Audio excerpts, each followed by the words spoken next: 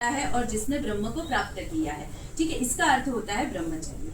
Okay, उसके बाद आता है अपरिग्रह। व्हाट इज अपरिग्रह? Non possessiveness. आज अगर हम अपने आप को और एक एनिमल को देखते हैं तो एनिमल क्या करता है, वो खाना खाता है, उसके बाद अगर उसको भूख नहीं रहती है तो वो नहीं खाता है। अब उसके सामने कितना भी डाल दो वो नहीं खाएगा, राइट। लेकिन हम क्या करते हैं, हम इकट्ठा करते रहते, एकत्रित करते रहते। हमारे पास अगर एक गाड़ी है तो उसका न्यू वर्जन हमें चाहिए, अगर 2 व्हीलर है तो हमें 4 व्हीलर चाहिए। हम कंपेयर करते हैं कि पड़ोसी ने इतना बड़ा एलईडी टीवी खरीदा तो हमारा उससे बड़ा होना चाहिए। ठीक है, तो हम क्या कर रहे हैं, हम एकत्रित करते जा रहे हैं सारी चीजें।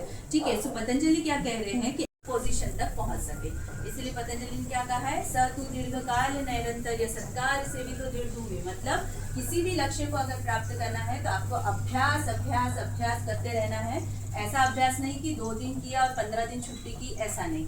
हर दिन थोड़ा थोड़ा आपको अभ्यास करना है, अपने आप को इम्प्रूव करना है। So that is about the आसन। उसके बाद उन्होंने बताया प्राणायाम। सो व्हाट इज प्राणायाम? सो जो हम ब्रीदिंग करते हैं दैट इज ओनली द प्राणायाम। ठीक है, हम कभी ऑब्जर्व करते हैं कि अपनी ब्रीदिंग को की दुनिया दिखती है। सो ये जो ज्ञानेंद्रियां है वो ओपन हो रही है बाहर की तरफ और ये डिस्ट्रैक्ट करने का काम कर रही है अपने माइंड को, आपके माइंड को।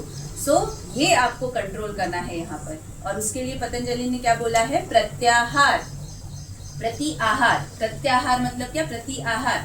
आपके माइंड का आहार क्या है? आपकी ज्ञानेंद्रियों के द्वारा लिया हुआ ज्ञान। आप जिस प्रकार का ज्ञान लोगे उस प्रकार का आपका माइंड काम करेगा। अगर शास्त्र क्या है या प्लैनेट्स किस प्रकार के हैं, यही ज्ञान नहीं है। ज्ञान क्या है? मैं कौन हूँ, कोहम। ठीक है, कोहम मतलब हु एम आई, मैं कौन हूँ। खुद से प्रश्न हमें पूछना है और उसका उत्तर हमें क्या मिलेगा, मैं वही ब्रह्म हूँ, अहम ब्रह्मास्मि और सोहम। सो वहां तक जाने के लिए हमें जो ज्ञान प्राप्त होता है या ज्ञान अर्जित करते हैं दैट इज स्वाध्याय। ठीक है, डेली लाइफ में भी आप स्वाध्याय कैसे एनालिसिस कर सकते हो, सुबह से लेकर रात तक आपने क्या क्या काम किया उसे सोने से पहले एक बार एनालिसिस करिए।